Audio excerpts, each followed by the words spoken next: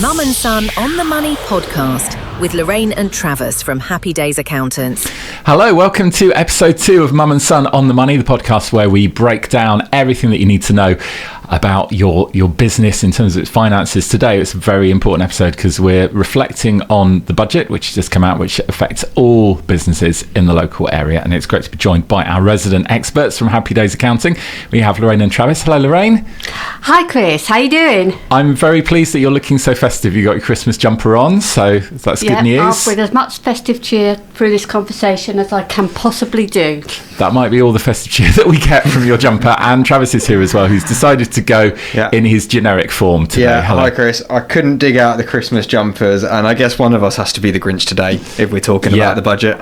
No, that's fine. You can be the Grinch of the budget. So November the 25th was when it came out. I think this is the budget that probably had the most pre-budget hype, because it feels like we had months of it's coming, it's going to happen, it's going to be bad, it's going to not be bad. Rachel Reeves interrupting our breakfast to tell us how bad things were, and then finally it happened. It was leaked an hour beforehand by the OBR, and then it got announced. And the weird thing is that since then, and we're a couple of weeks after the budget now, people are still talking about it, and not necessarily about what's in the budget, about all of the politics and the drama that's gone around it. But what we wanted to do today is just go through it in a sensible, calm way and just talk about each part of the budget that affects businesses, small businesses specifically, and what it's all about. So, Travis, do you want to start us off? Just kind of give us a little intro into the budget. Yeah, go for it. I mean, is it still called hype if we all expected it to be negative? I feel like hype is saying something good's coming. I don't know what the opposite of hype is. No, I don't know. But I think we all expected it to be pretty rough, this budget, and they did not disappoint. I think it's the most drama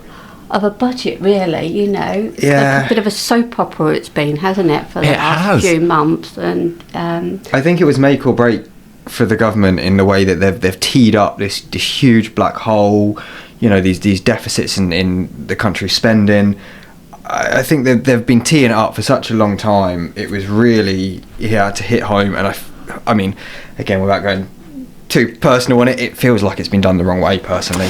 If you ask me, as a physicist, I would say it's more of a wormhole than a black hole, because black holes suck things in and it's never seen again. A wormhole, it reappears somewhere else in the universe, so in somebody else's pocket. Yeah. But you know, that's a slightly controversial. It's an expanding, shrinking big black hole as well, isn't it? It gets big, exactly. It gets small, it gets big, it gets small. Depending when you're voting, I guess. Yeah. It does feel like a lot of this budget is kind of teeing up for the next election, in that I feel like the message that I've got so far is, oh, don't worry, it's really bad now, but we'll make all the good changes next time voters are voting again. I mean, you know, again, might be...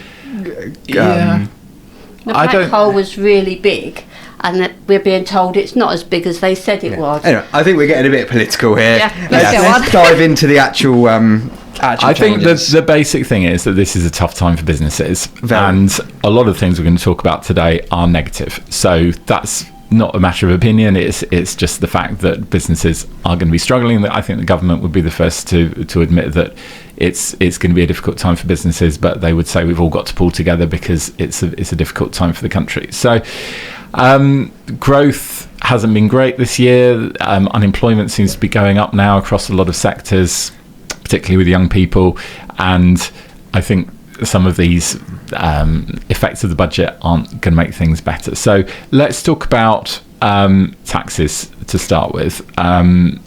What's the state of play now with that? I think the biggest one that's hitting people is dividend tax. All of the bands. So, you know, initially it was 8.75% on the lower rate and 33.75% on the higher rate, is both increasing by 2%.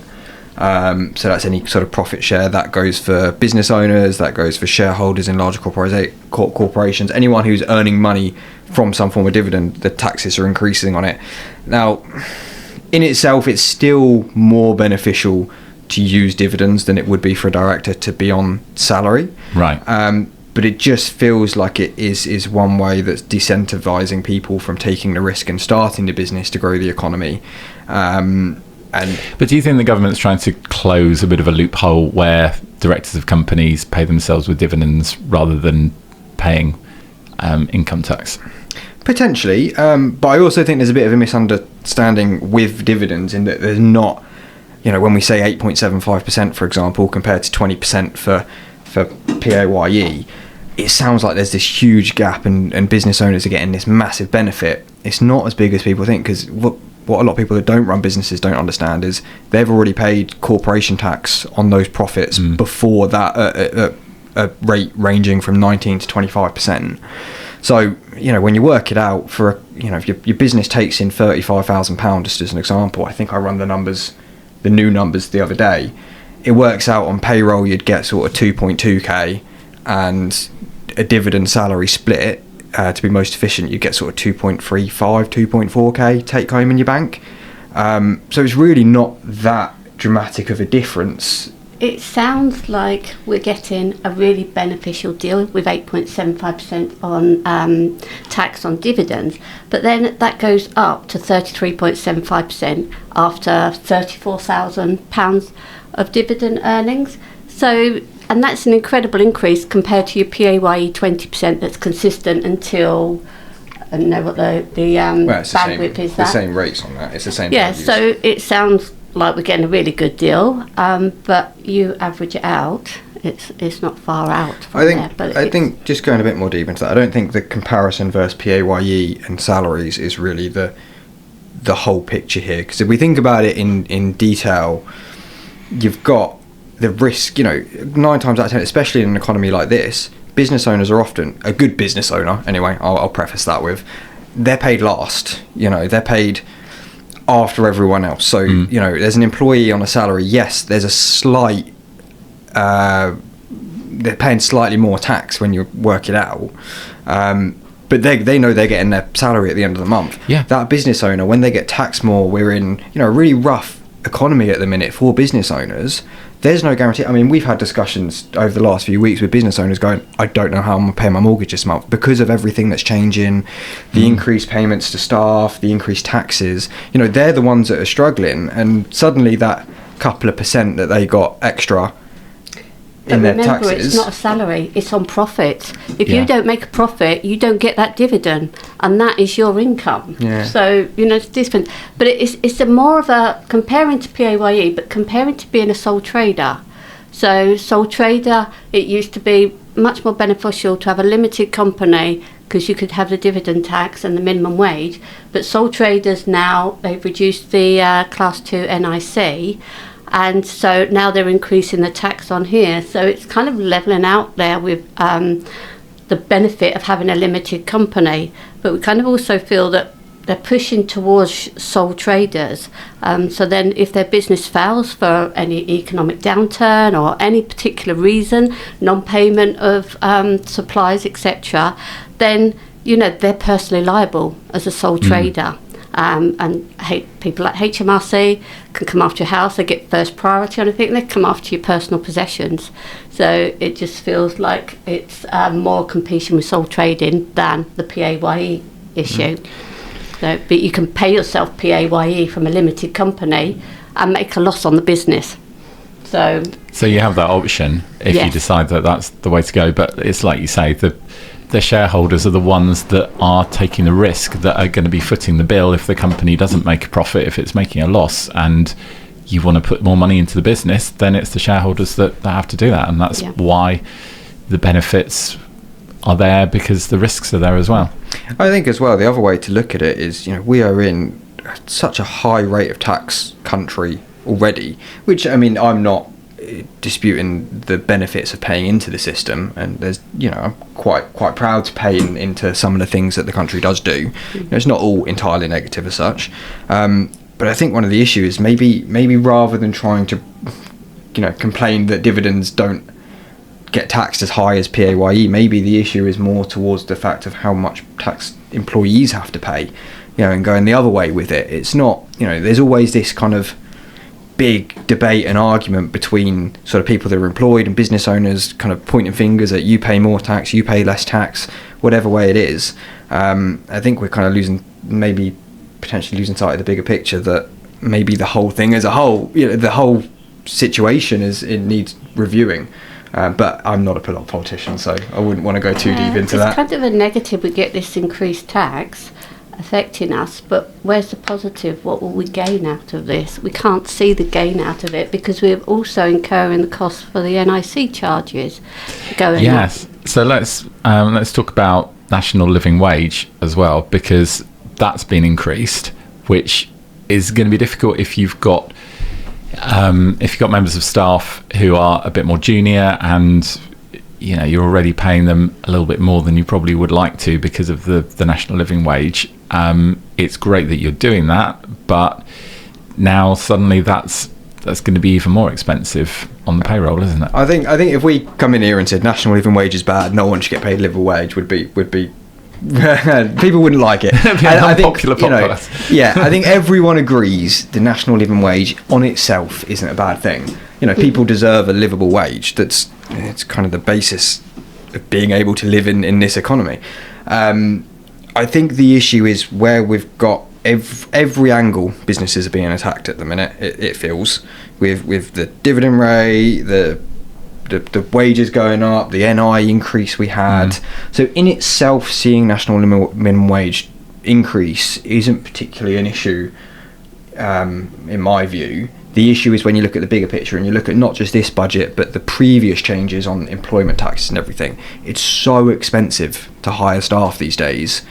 When, if you think from the top end, again, dividends on profits are taxes is increasing.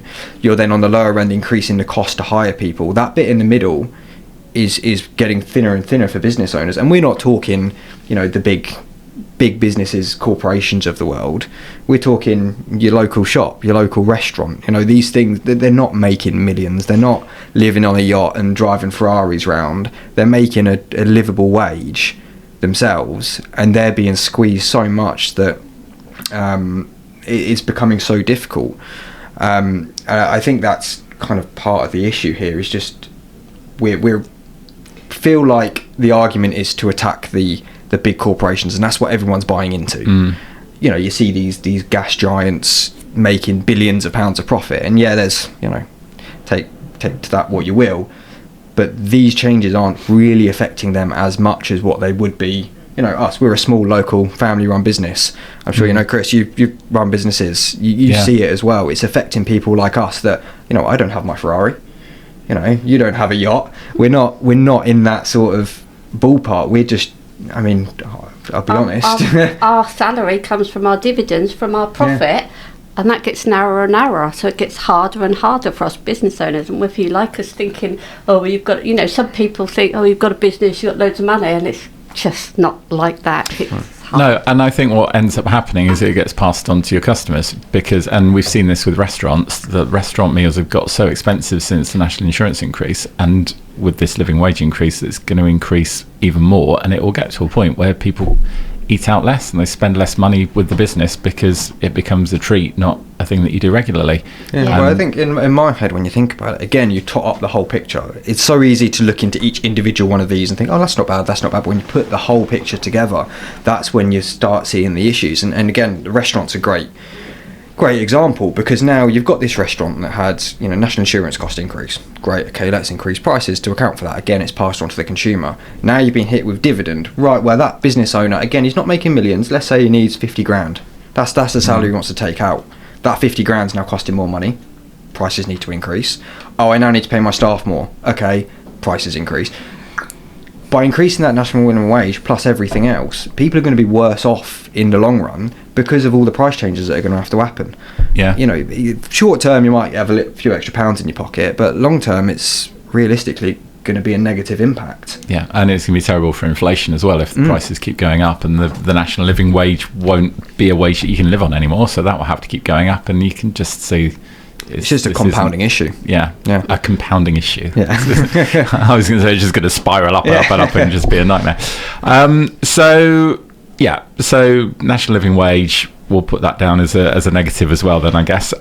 Again, I don't think the national living wage increasing and paying people is a negative in itself. Like, that's not for just a business flat owner negative. I guess But I guess when you're hitting the business owner with the extra NI and dividend tax, that's where the effect comes. That's where the issue comes. Give them the living wage, that's fair. Put your prices up accordingly, totally fair, and I think that's a really good thing.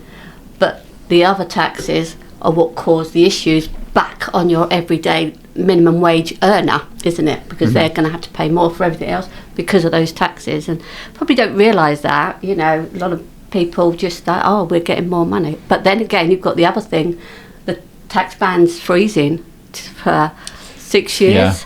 Yeah, that feels a bit contradictory of what was said. I mean, you know, they said that the government said that we're not increasing income tax. Yeah. Flat out, not going to happen. It feels like that's exactly what this is. Well, technically they haven't increased it. They've frozen it. So it's more of a stealth tax, isn't it? I think they put the feelers out to see what people thought about it, accidentally leak, and realised it wasn't going to work because it was against their manifesto. So they've just found another way of doing it. And that's how they've done it. But that's the same as what the Tories have been doing for the last few years. So all they've done is carrying on the same policy, but it means that more and more people are suddenly finding themselves in that higher tax bracket. Yeah.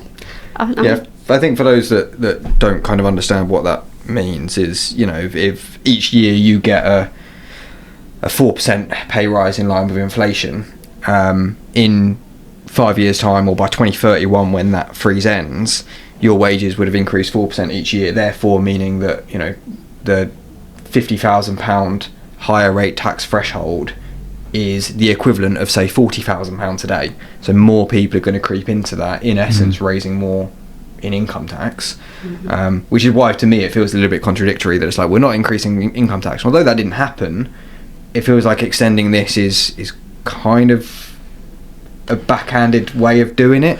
Yeah, it's the same thing. But the weird thing is that when you get into that top tax bracket, you don't think, oh no, the government have frozen it and I shouldn't have to be paying it. You're thinking, wow, I'm doing well because I'm in the top tax bracket. But actually, you're not doing as well as you would have been if you were in that tax bracket 10 years ago. Yeah. So the other thing that has attracted a lot of talk, a lot of publicity, are the changes to people that have electric vehicles, who were of course promised when they got them that it was going to be incentivized by having no road tax and obviously cheaper than buying petrol, and petrol has a lot of tax on it.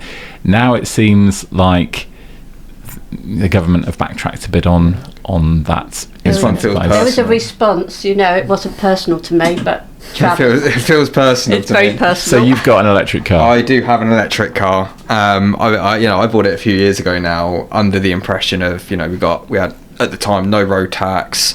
It was cheaper to drive with electric than it was petrol. We were sold it on it was being better for the environment and helping meet kind of net zero gains. And then we've flipped the script in the last year. Now we're paying road tax, which in itself I don't think is necessarily a bad thing because they affect the roads. You know, they cause damage to the roads as any other car would. So that's one thing. But then now we're introducing a pay per mile tax. So 3p per mile you drive, which I don't know. It just seems clutching at straws, trying to tax as much as possible. And it feels like we were getting tax breaks for going EV to help the environment was the idea, and now everyone's getting taxed on that. I wouldn't be surprised if we see businesses make a shift back to petrol and diesel cars. But I think the government's thinking is that if this goes to plan and everyone moves across to electric vehicles by whenever 2035 or whatever the date is, that they're going to lose a huge amount of revenue from the tax on petrol, and they need to make that up somewhere. And if they're not taxing electric cars, then where are they going to find that money to cover that? So you can see the logic, but I think the issue is that it was promised that this wasn't going to happen, and I don't know if they ever said ever, but they certainly said, you know, this is an incentive to buy your electric car. And some of these cars are only a few years old now, and they're very hard to sell second hand because the batteries have a shelf life, don't they? Yeah, I think, you know, the general shelf life is sort of 100,000 miles from which the majority of people will do in their car. So second hand, they're really, really difficult to kind of move on with. I don't know on this one. I think, again, it's a bit jokey. It feels like a personal attack just because I've got an electric car. But ultimately I see the point there of, you know, it's we've got to replace the tax on fuel that is no longer being used. But does it still work out a little bit cheaper than a petrol car, or is is that a false economy? I think it does. Yeah, it still works out cheaper. I mean, ultimately, I spend sort of £30 to £40 a month on charging it, whereas I was spending £200 a month on fuel. So that alone, there's a huge saving there. But now we're sort of adding, and these taxes, they're not make or break, but it's we introduced the road tax, which for me is sort of £180 a year, and then you've got this paper mile tax, which for me, doing sort of 10,000 miles a year, we're looking at another £300 a year or so. So it's not on 10,000 miles, but most people do 12 upwards miles a year nowadays, don't they? Well, it's not a crazy tax that's going to break the bank for people, but it's just start. Everyone who bought electric cars, I feel like a lot of them were doing it because it was incentivised and because we were sold it as doing well for the environment and playing your part, and then it just feels like we've turned around in the last year, everything's changed, and now you're almost being penalised for having one.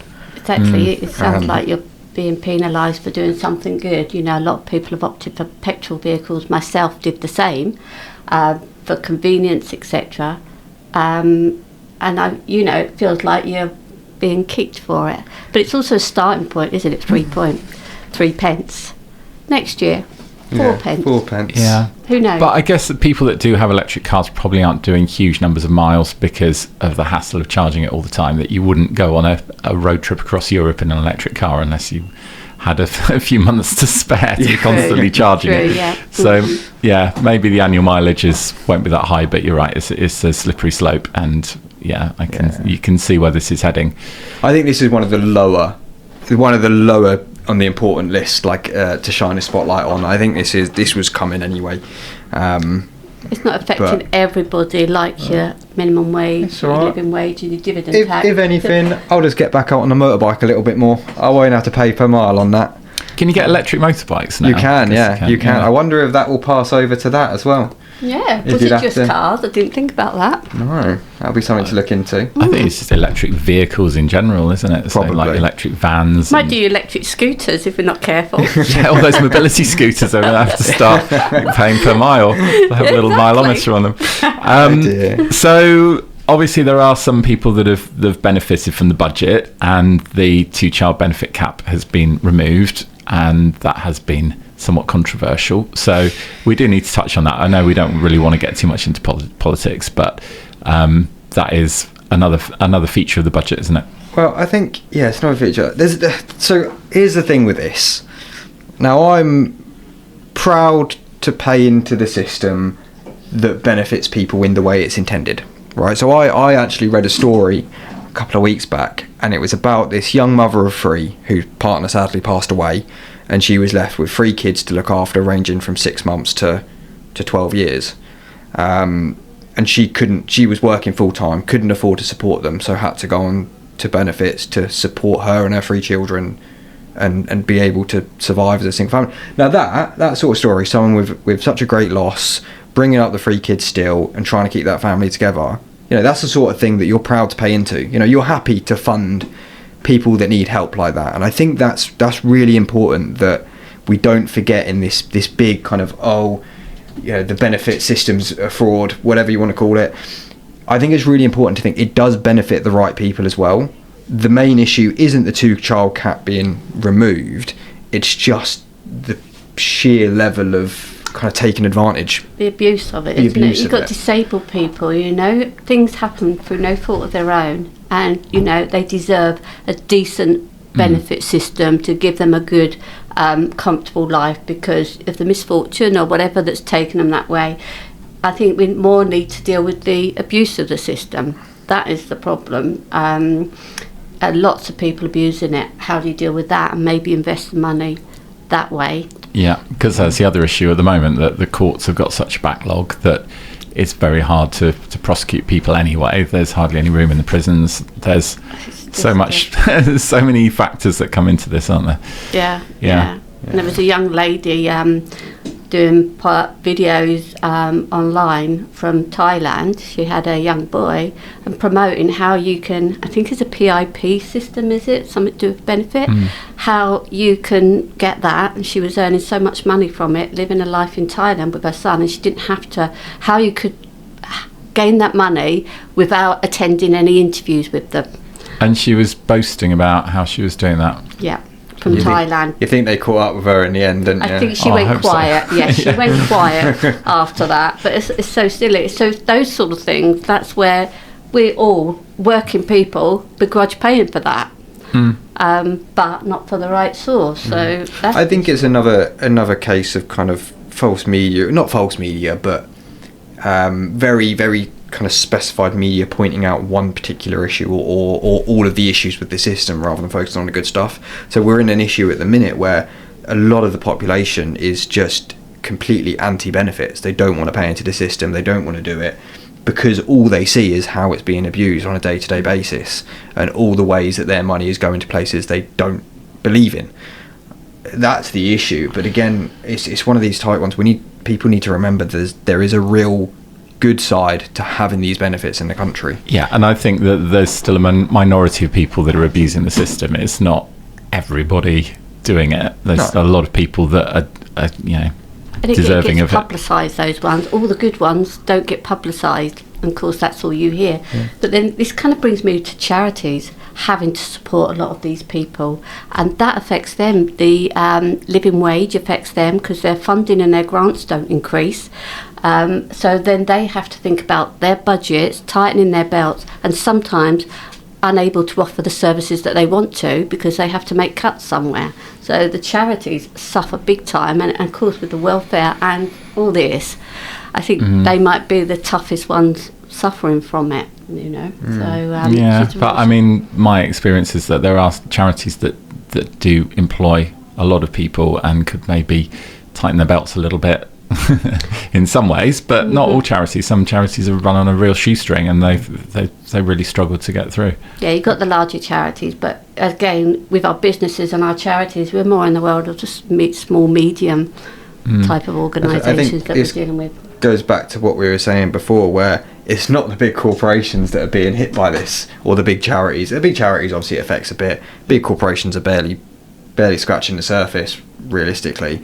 It's small charities, it's small businesses. It's, when we're talking, we kind of like supporting a lot of local charities, and you see it with them. We're talking the ones that are helping the local community, not the national. So, I mean, one of the examples that you come up with the other day is, it might be that a local hospice can only support 10 beds instead of 15, and that's potentially your loved one that can't get palliative care because of these budget changes, because they've had to cut their supply.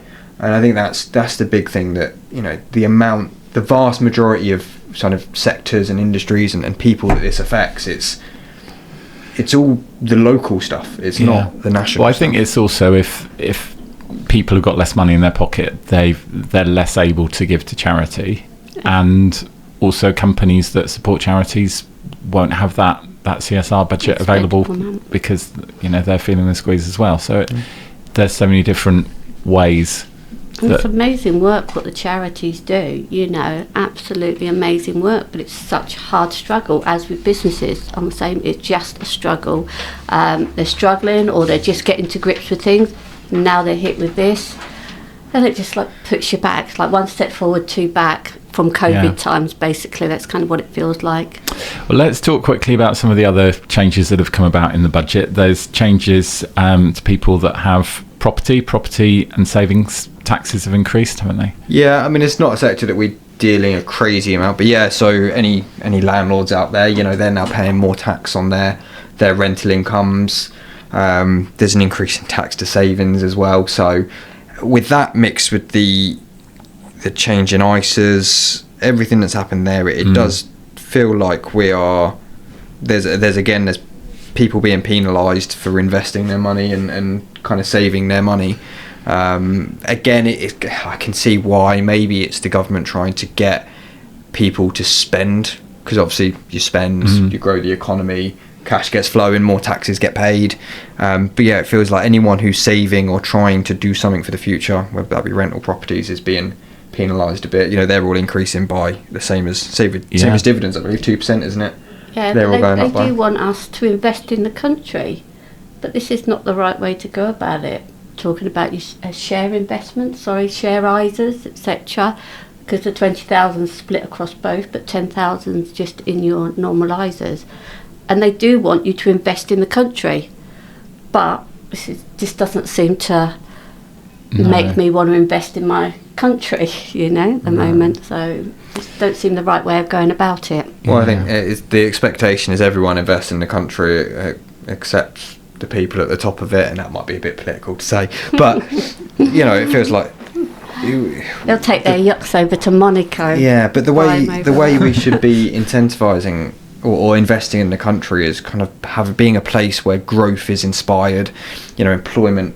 I mean, if we look at it, just going the other way, if we start if there starts to be changes which incentivise business, then you've got more people starting these local businesses, which leads to more employment. There's, I'm not one here to sit and pretend I know all the answers. It's a really complex situation that many people try and work out to solve every year. But surely there's better ways to do it, where we want to support small businesses, not penalise them. Do you want a little fact? There are more businesses closing than there are startups in the last couple of years. Yes. Well, that's a nice cheerful Christmas start Sorry there. about that. Happy Thank Christmas. you. I think it was like 10% drop last year in businesses in the UK, wasn't it? Yes, it was, yeah. But also, we've lost over 13,000 of hospitality businesses in the last couple of years. And we were talking about, it's these local business, you like to go to these restaurants and these unique places. I do. I like to, and I when I sort of meet somebody in Milton Keynes for a coffee or something, I'll go to a charity or a one-man band. I won't go to chains. I don't have Starbucks and Costas, because so do we want chains and online stuff and nothing personal around here? And these are the businesses that all this is hitting and we're losing. Yeah, I think it's fine to have the national brands as well, but there needs to be local businesses in the mix too. Yeah. But you're right, everybody is struggling at the moment. There are some positives in the budget. Domestic household fuel bills look like they could be going down. Yeah, but well, again, that's a really good thing for individuals. Businesses, there's no change, unfortunately. So again, hitting businesses, but on a personal level, individual homes are domestic bills are going down by about £150 a year. So there's a nice little positive there for some people. Depends on your usage as well. Yeah, how much it goes down as well. It does. That's an average estimate they put out. But I think that's a good thing in that it does help part of the issue with the pensioners, people on fixed incomes, having that decrease. That's a nice little bit like beating me up and then giving me a sweet after. In terms of quantity. But that's, I think at least there's one little positive to spread Christmas joy for some minority of people. Grateful. So I think for business owners, really, that was a great overview, but I think people are going to want to know how it affects them, what decisions they should be making as a result of this, how they should be running their business slightly differently to mitigate some of these impacts. And the best way to do that is with personal advice. So obviously you guys would be a great place to start if you want some advice on running your business, and decent accountants to kind of help you pick through everything and tell you the best legal ways of kind of making sure that you're not spending more on tax than you need to. The important thing is to have accurate financial data to help you make decisions on.